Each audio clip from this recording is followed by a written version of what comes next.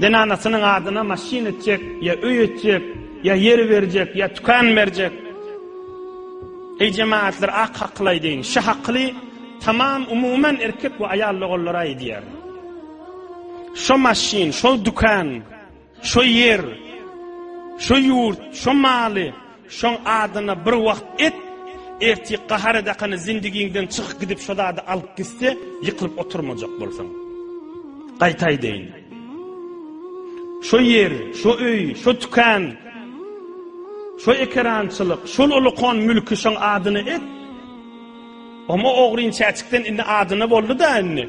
On bir yalandan bahane bilen vuruşup gidaqana, sen malında sıfırıp alıp gidip de yerde oturtmayacak bolsa et.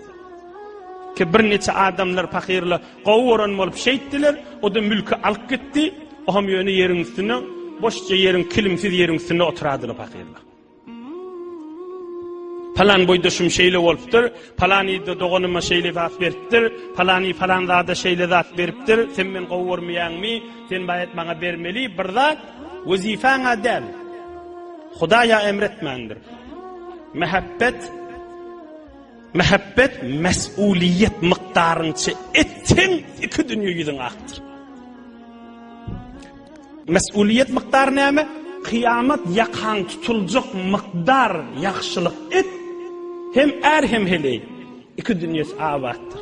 Kan dinanı erkekli bu isteqin görürler. Emme hak görürün, safı sadık görürün, duppu doğrucu görürün, zindigiler doğrulayan görürün da. Bu mahalqin görüyenleri de olsa, inniki önü veselleri menin yadigarlı kakılı olsa. Din için, iman için, şu Müslümanları yüreğimiz yanmadan çürüyümde olsa, ben açık aydiyen şu ulu milletin içinde, alem cihanı eşitlerine de Huday cenneti firdevs versin. Her name versen ber. Şuna alıp gidenine, ey beydir değil mi yardım deyip, çökütüşüp oturmayacak bolsan ber. Yani sadece deyin, şillivanı ber, şunu erti alıp gider deyip de fikrine olla. Şunun git ya elimden ne de ber da. O gideni bilen müşkili yok ki deyip ber. Sonra yürüğün yanıp çıktı, kilimsiz yerde oturmalı olamı. Bunday deyin, son akıllı olsun, din görürün olsun, açık olsun, yüz gören cennet görmez görürün olsun. Şunu da kol ciddi bilağa. Aydamdan sonra hava doğray diyen akıncan diyersin. Azat berip, teşekkürünü alıp bilmedin mi? Azat berip teşekkürünü Tanrı yalqasın yüzün ak bolsun şondan eşitmedin mi? Azattan eşitmedik bolsan yerin yüzünün şodurşunu versen de eşitmersin. Şahaklı menden Allah'a. Qaytay deyin. Doğancığım. Bir kasani verende sana yüzün ak bolsun Tanrı yalqasın kadrın yoktur demedi mi? Şunu altından ette ver onu yen ayıtmadı. Memnun teşekkür diye kana 2 dağa sonra önküdür. 2 dağa sonra önküdür. Şayet de 2 dağa da yetmez. Şayet de için yakıp vazifen değilsin. Vazife de el gibi. Çe er taraftan çe heley taraftan. Çe er taraftan çe heley taraftan. Çe er taraftan çe heley taraftan. Mesuliyet miktar, yakan tutulacak miktar yakşılığı. Bolor şu. Elafe yaxşılık edecek deyip görme. Oy bir de soğap gerek. Şu qov vazifani yerine yetir, şu bolar şu kimi de soğap. Elafe soğap edecek deyip onunla bir kefeştemizde yüreğimiz yanakana qışıp oturacak bolsa, ona kan soğap etmek değilmer. Ola intizarın üstünden edilyenler. Men beter içine girmeyin ki hemme kişinin müdiriyeti, ahlaki, haklı satman durmasın. Ulu milletin haklı satar miktarca hizmetini de yetireyim. Yan kıvırın ne bollu? Azat bilen yüzün ak bolsunu eşitmesen, kan zat bilen yüzün ak bolsunu eşitmersin.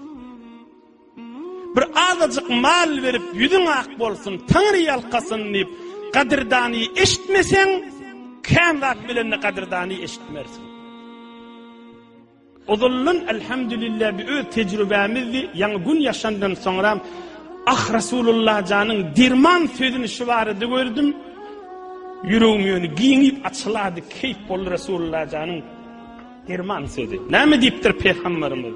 Men lem yeşkuril qalila lem yeşkuril kesira. Ravahul Beyhaqi. Görsem Resulullah'ın aydan sözümüştük. Elhamdülillah. Resulullah can aydıptır. Ey ummetim deyiptir. Ağzada teşekkür etmeyen kâne de teşekkür etmez deyiptir. Görsem Resulullah'ın sözümüştük. Elhamdülillah. Allah'a köp şükür. Görsem Resulullah'ın derman sözümüştük. Adam gerek bu hakkılları tutmağa, müdiriyet gerek bunları bellemeye, giyinlik gerek, bir ferhangillik, bir terbiyete kabil olmak gerek, şular camide yürütmeye. Ah yürek yanacak ahir zamanla. Şulay diyen gurrunum ey cemaatler. Şulay diyen gurrunum Allah ömür verse, Allah nasip etse kadir gecelerde Huda yadında salsa aydarın kan merikan içinde yönü şi erhiliğinin arasında ayttım da birine yaxşılık etseniz mesuliyet miktar deyip en atağında da şeyle de. Elin değilin zaten ene derdinizi vermeyin. Ahullar ay diye ene tağında yaxşılığını deyip ahullaydan Kur'an ay diye mesuliyet miktarının yaxşılığı.